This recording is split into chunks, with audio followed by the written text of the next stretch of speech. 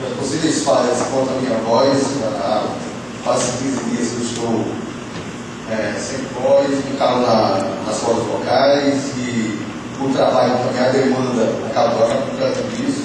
Palestras, sala de aula, audiências, final de júri e as coisas da vida comum, do cotidiano. Mas eu tenho a obrigação de vir aqui a esta cidade acolhedora, bonita, com muito calor, mas estou aqui. E estava ali embaixo pensando, imaginando.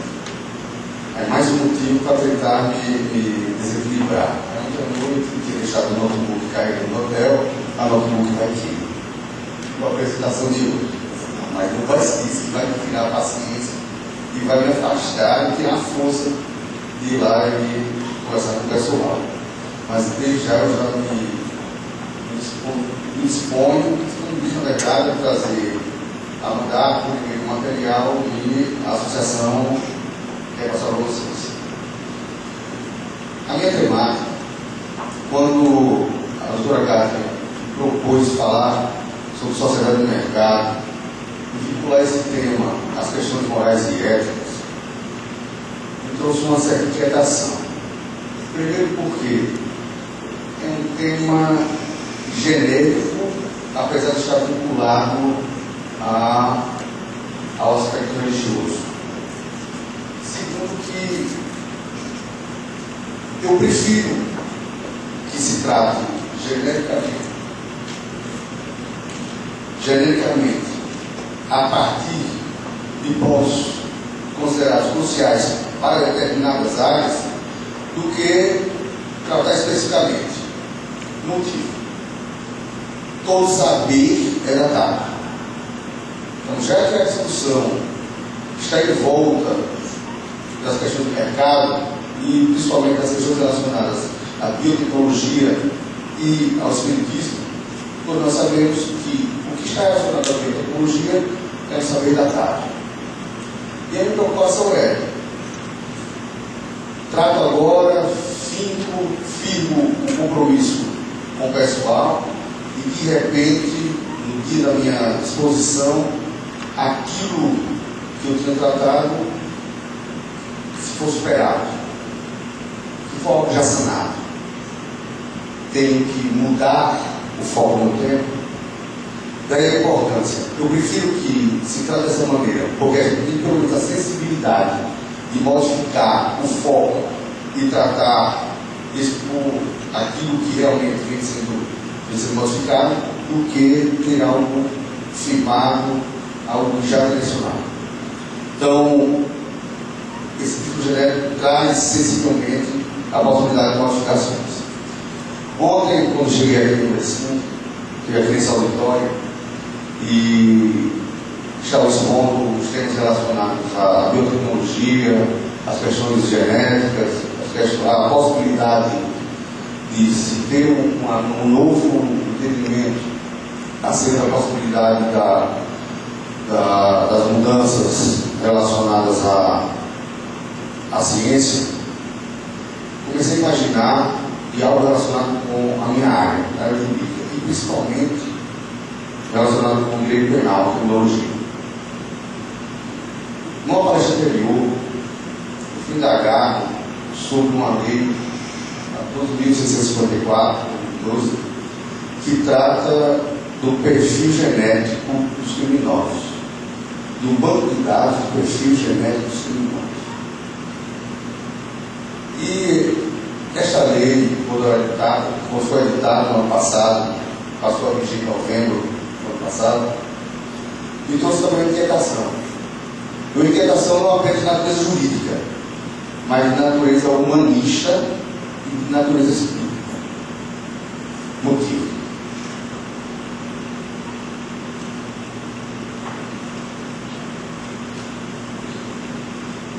a questão ética. E por que a questão ética? Nós estamos tratando do ser humano.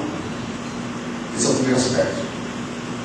O segundo, estamos tratando de vontades. Terceiro, de uma vontade vinculada ao livre-arbítrio. O quarto, de algo que se pensou ser criado para beneficiar a sociedade, mas que pela falta de imposição pode trazer malefícios. E talvez essa seja a maior das preocupações, e que lá na minha fala, no meio da minha fala, daqui a alguns minutos, eu talvez também tenha que focar um pouco mais em relacionar a questão da ética moral. É preciso a gente romper com uma certa hipocrisia. E que hipocrisia?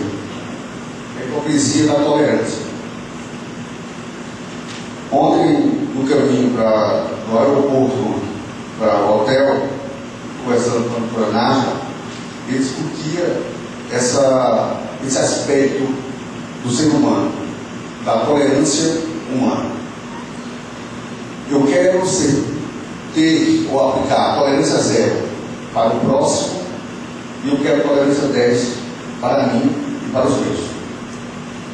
Eu quero que o outro cumpra aquilo que está com legalidade, e eu tenho que me safar de todas as situações que chegam permitidas na lei. E falar, existe o crime nosso de cada dia. O crime nosso de cada dia. E às vezes quando eu falo isso, acabo causando surpresa, ou então mesmo eu provoco, causando indagações nas cabeças dos alunos, porque, hipocritamente, nós não admitimos que todos nós praticamos crime. Por menos que seja a potencialidade, por menor que seja a ofensa, mas nós praticamos crime. Nem que seja na compra de ser pirata, nem que seja falando mal de alguém, nem que seja qualquer outro tipo de conduta que possa trazer um malefício moral. Pronto. Então, eu começo a minha explanação tentando provocar em todos vocês essa questão crítica. Tentar buscar uma resposta para esse tipo de inquietude. Quando a gente fala em sociedade de mercado, a gente pula logo ao aspecto econômico e financeiro. Quando na realidade, nos dias atuais, a expressão não está vinculada apenas ao aspecto econômico e financeiro. A gente vai muito mais além do que esses dois elementos. E o principal motivo de se pensar isso é de que o aspecto financeiro e o aspecto econômico são elementos que estão na subsistência ou na manutenção do poder. A pesquisa tal, realizada no local tal, vai trazer determinado benefício. A gente só imagina o resultado, ou daquilo que vai ser trazido pelo resultado. Quando, na verdade, eticamente, a gente deveria começar a analisar aquela pesquisa a partir do momento da sua concepção, ou pelo menos do que se tem como concepção. Qual vai ser o caminho permeado a se conduzir e encontrar aquela conclusão, aquela solução.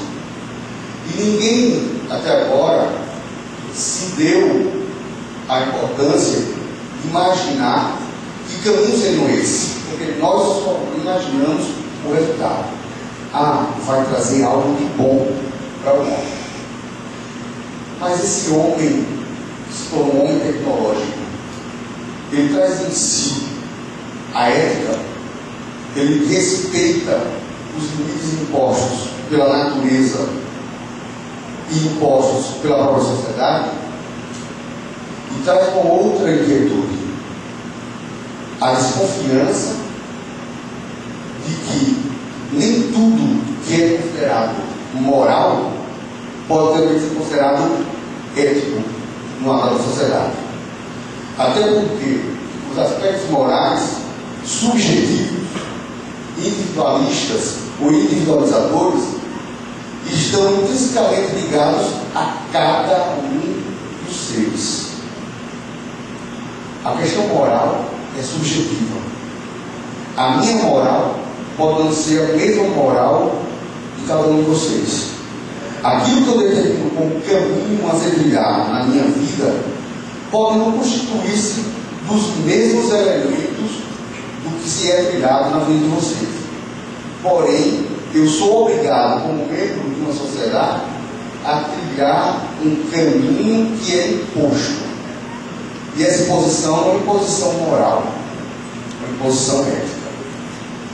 E a gente vincula o Espiritismo à questão da ética do Espiritismo, daquilo que se tem como substância, como substrato da nossa sobrevivência, daquilo que permeia o conhecimento que foi sistematizado por Kardec, que antes mesmo da sistematização dele, a gente já tinha como alguns elementos do chamado direito natural, o direito da sobrevivência, e que, por imposição estatal, hoje só se concretiza porque está devidamente positivado.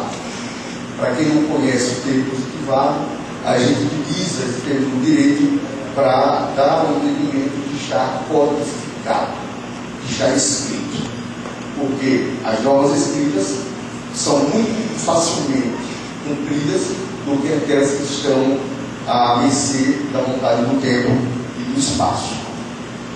Então, a temática da sociedade do mercado traz essas inquietudes, também acaba trazendo algumas características.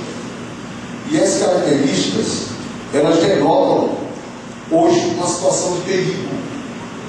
Esse homem tecnológico é um homem ético? Será que o caminho que estamos trilhando nessas pesquisas realizadas pelo mundo são pesquisas que trarão benefício para o homem, mas também trarão conforto para o espírito, trarão uma consciência coletiva, até porque a essa altura a gente não pensa mais no benefício individual, a gente está pensando já na coletividade. E com a maioria dos autores, a maioria dos doutrinadores tratam acerca do tema, as características atuais dessa temática da sociedade do mercado vinculam-se também a questão pedagógica, a questão do aprendizado, do ensino. Porque o homem é um ser que facilmente se amolda, se adequa às condições sociais. E a gente não discute quais os efeitos desse amoldamento, desse processo de adequação social. E a ciência, acompanhando esse processo de amoldamento, obrigatoriamente nos traz uma racionalidade que é considerada radical, uma racionalidade imposta, uma racionalidade que, como ontem falava no jantar, nos traz a certeza de que o resultado é algo aritmético. Nós pensamos, nós produzimos e nós temos obrigatoriamente que ter um resultado. E esse resultado, na verdade, não é algo derivado do processo natural de acolhimento e de resposta da percepção que aquilo vai trazer algo bom para nossas vidas. É como se fosse um cálculo matemático, como se 2 mais 2 parece 4, e que aquele projeto pensado especificamente para beneficiar o homem certamente trará aquele resultado pretendido desde o início. Pode trazer. Mas, ao lado desse resultado, o que é que de bom foi atingido? O que é que de humanisticamente foi retirado desse processo?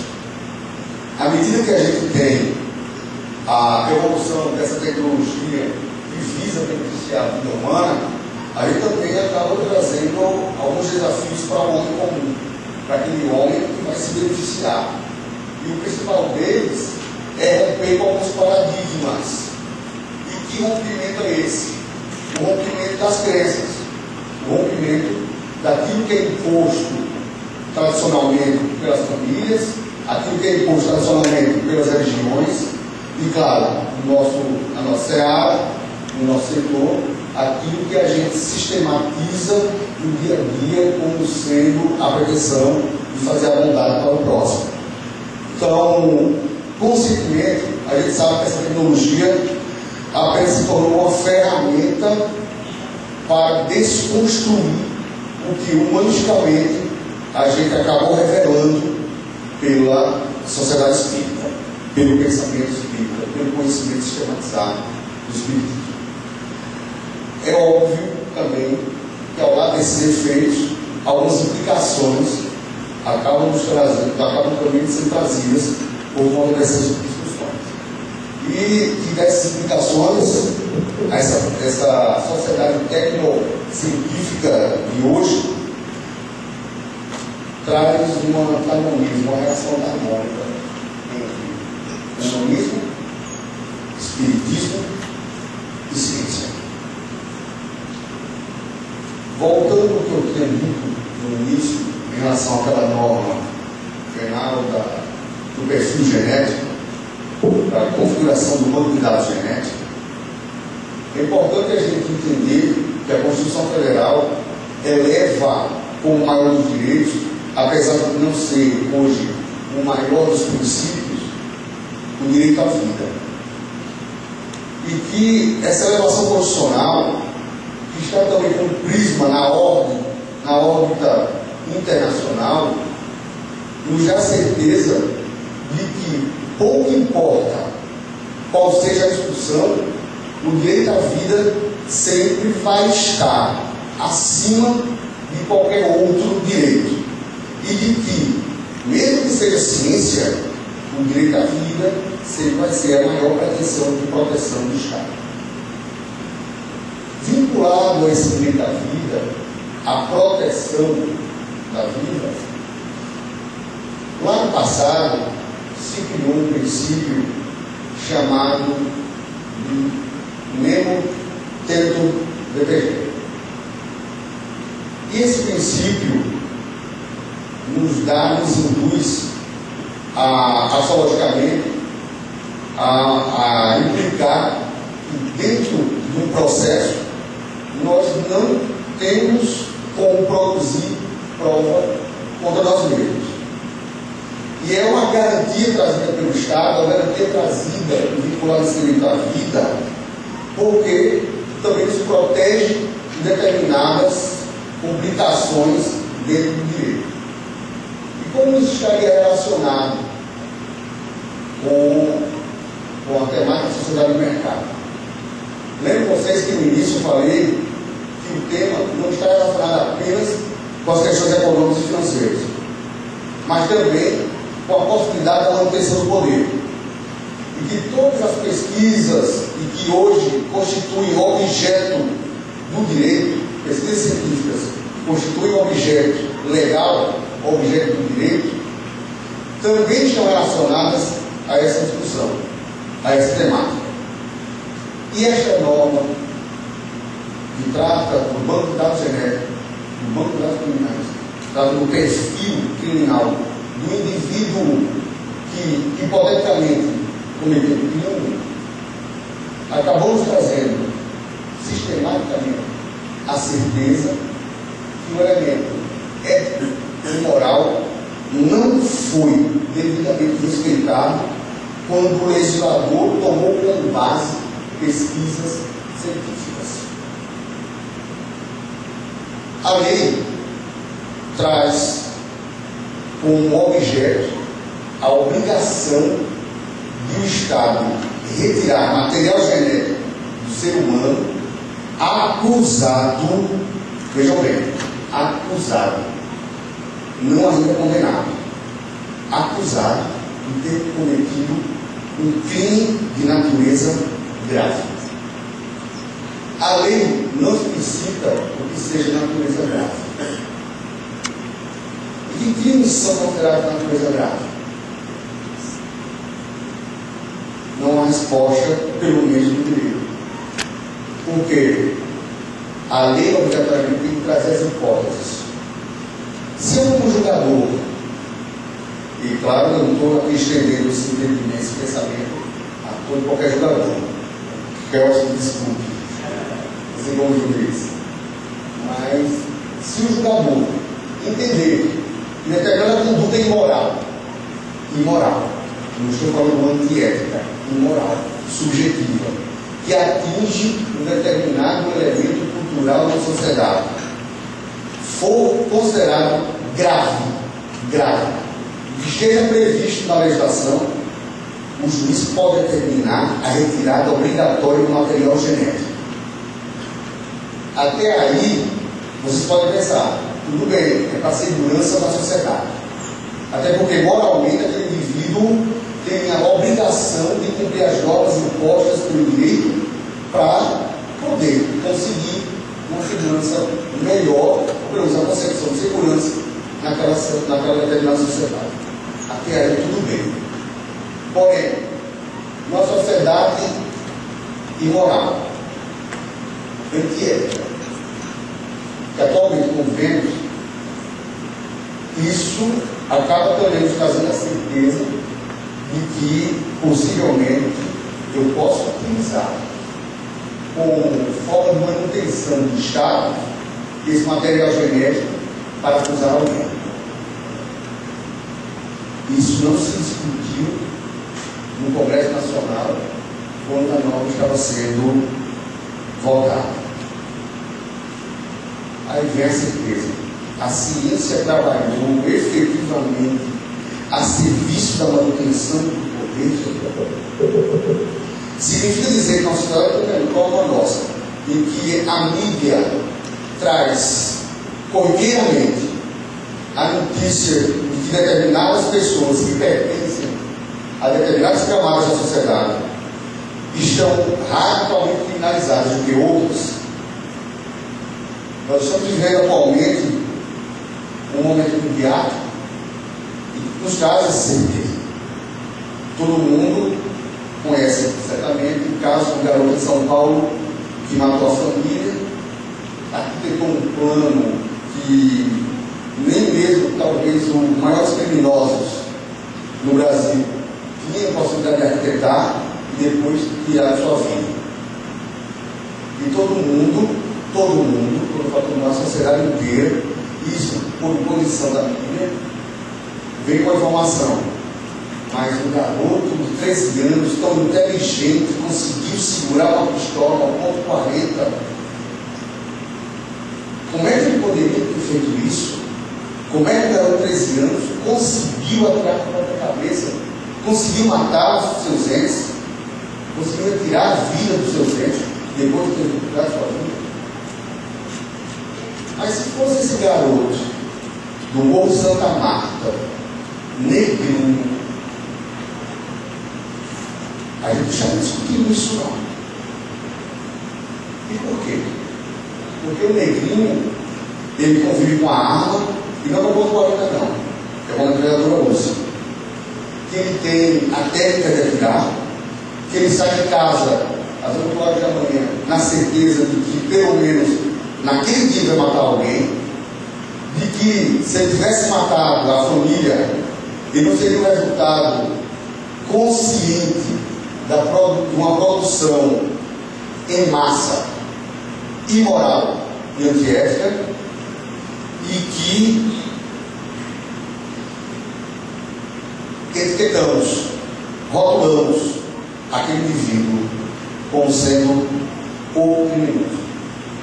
O garoto de São Paulo é o coitado. É aquele que está sofrendo. E o garoto também de São Paulo, mas de Morro Santa Marta, não é o coitado. É o delinquente. É o criminoso.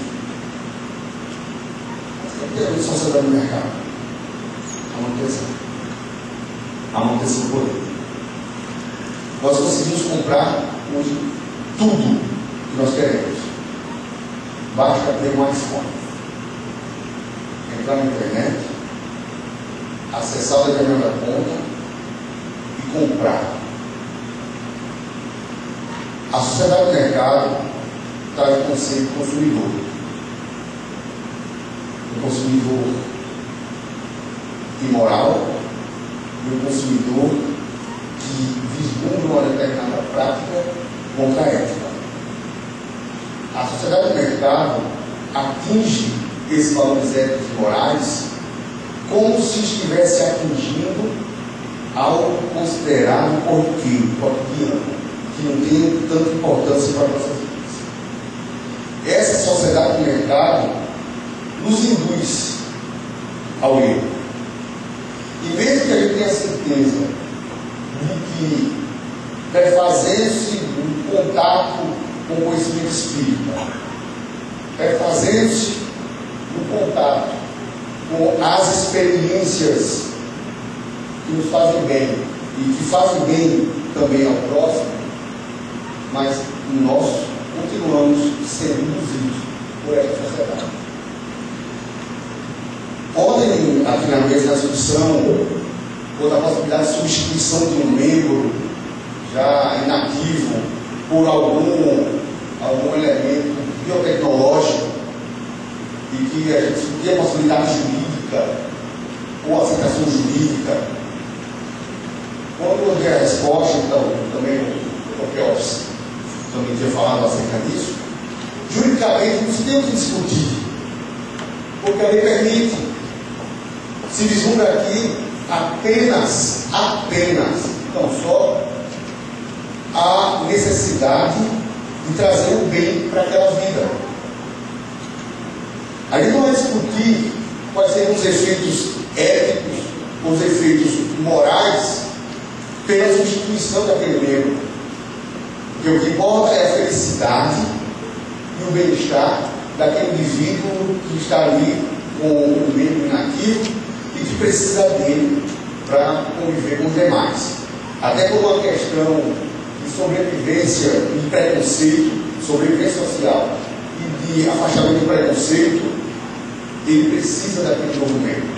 E ninguém quer saber se ele é de natureza biotecnológica ou se é natural.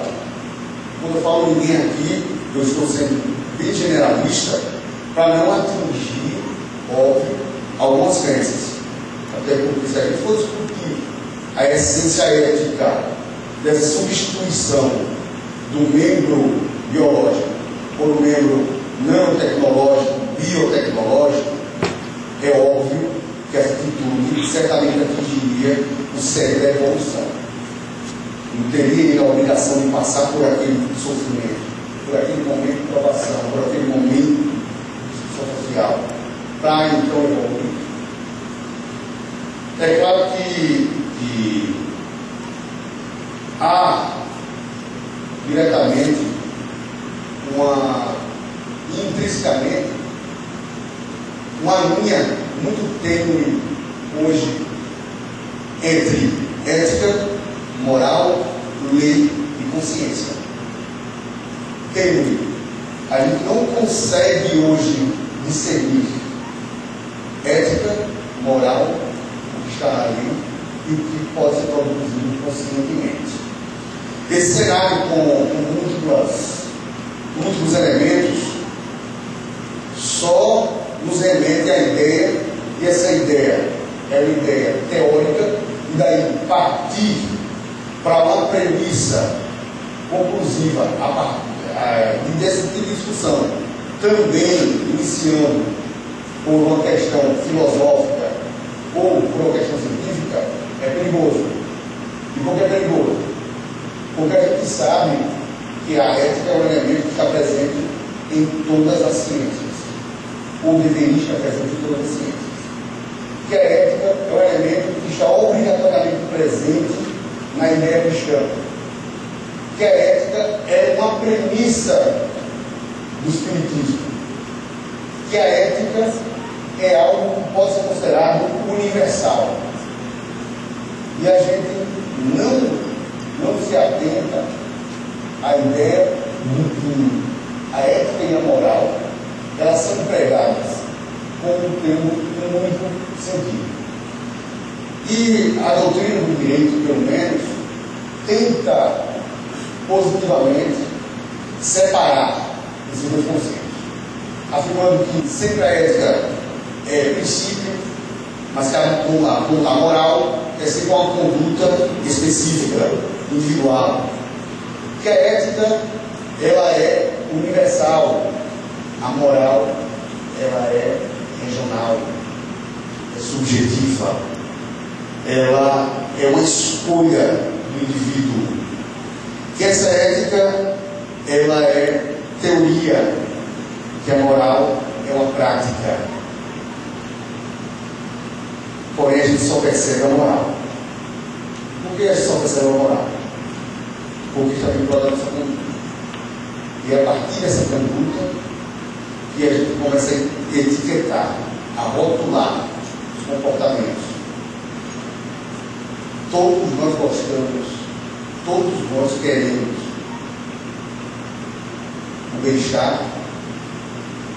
Eu quero um carro novo, eu quero uma casa grande, eu quero uma casa com piscina, eu quero uma casa com aquecedor, não, né? Tem que ser com ar refrigerado. Eu quero uma casa refrigerada, eu quero ligar a caravana. Mas para que a gente tenha todo esse comportamento concretizado, ou pelo menos essa conduta chega a ser concretizada, precisa de um caminho. E esse caminho não é o caminho preconizado pela ética na prática, é o caminho da moral. É óbvio que o cristianismo acaba pregando como critério de escolha desse caminho a ética. E, claro, conduzindo a moral. Óbvio. Isso é claro, que a gente conhece muito bem.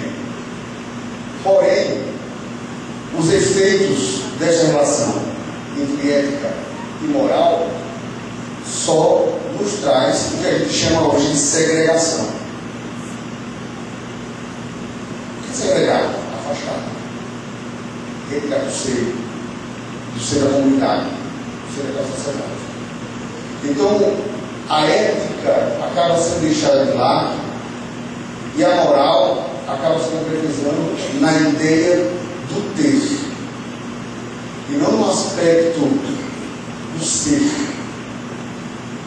do fortalecimento do ser, do fortalecimento da ideia de preconizar aquilo que é do princípio, mas apenas daquilo que a gente consegue como ser humano. Os caminhos pessoais, é óbvio que vão conduzir, e todos nós sabemos que essa ideia ela está desvinculada hoje da chamada retidão. E o que é ser reto? É ser ético? E o que é ser moral? É ser ético? Essa é a principal crítica que nós trazemos, pelo menos para acender essa discussão. Quando o mestre exorta aquela ideia de ama o teu próximo, ele está vinculando a vontade subjetiva de eu ter que amar especificamente alguém. Mas sim uma concepção cultural de coletividade e ter que me aproximar e beneficiar o próximo, pouco importando quem seja esse próximo.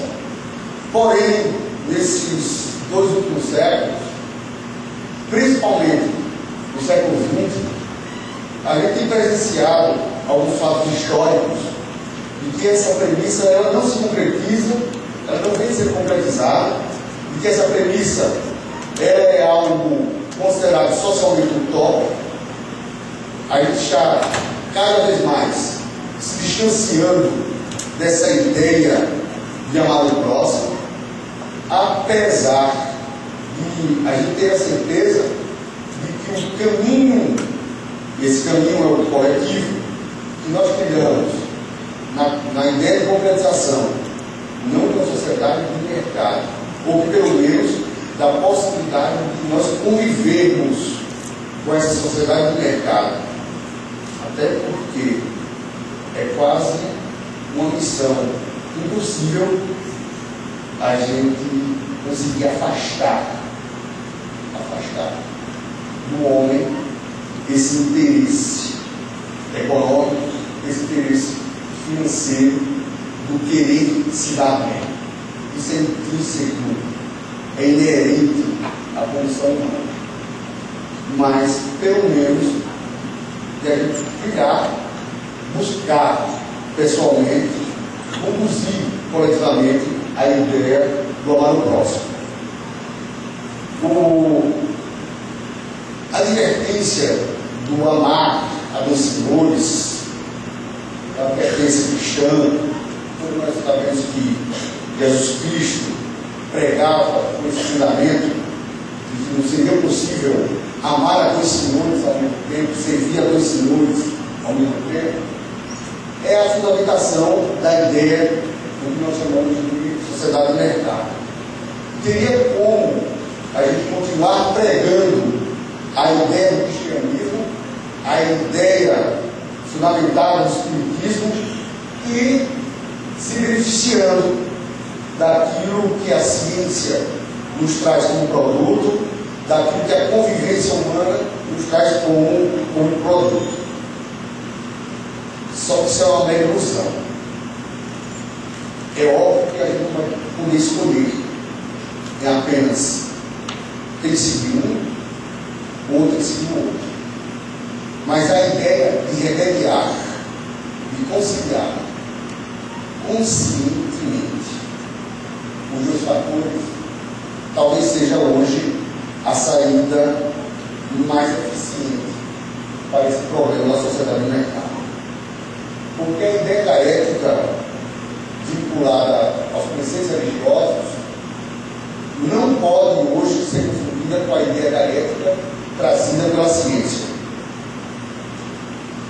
Ou a gente fundamenta os passos para conseguir essa conclusão científica pautada numa moral ética, ou a gente abandona definitivamente.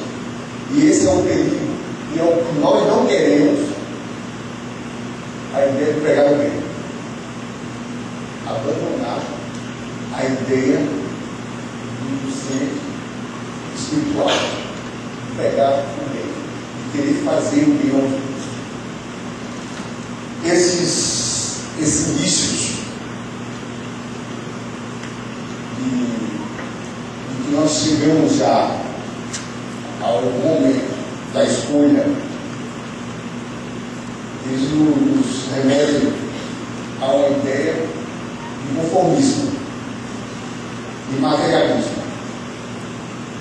de que nós estamos impregnados ainda, e mesmo com o estudo da doutrina, mesmo com todas as respostas trazidas pelos Espíritos, nós estamos ainda impregnados desse mal, pode se mostrar um mal, que nos assola através da ideia do benefício, da ideia de que tudo hoje se constitui mercância, e que tudo hoje se constitui um benefício sem que conscientemente seja conduzido pela ideia, pela premissa ética e moral.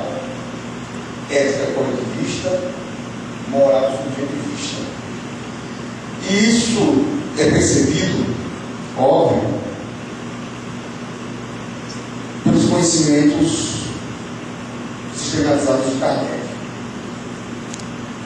E há pouco tempo, essa ideia foi trazida, pelo menos para a nossa sociedade, que está aí eternizada nos livros, através de um pensamento, do irmão Chico Xavier. Uns queriam um emprego melhor, outros um emprego. Uns queriam uma refeição mais farta, outros apenas uma refeição. Uns queriam uma vida mais amena, outros apenas viver. Uns queriam ter pais mais esclarecidos, outros apenas ter paz. Uns queriam ter olhos claros, outros apenas enxergar. Uns queriam ter voz bonita, outros apenas trabalho. Uns queriam o silêncio, outros ouvir. Uns queriam um sapato novo, outros ter pés. Uns queriam um carro, outros andar. Uns queriam o supérfluo, outros apenas o necessário.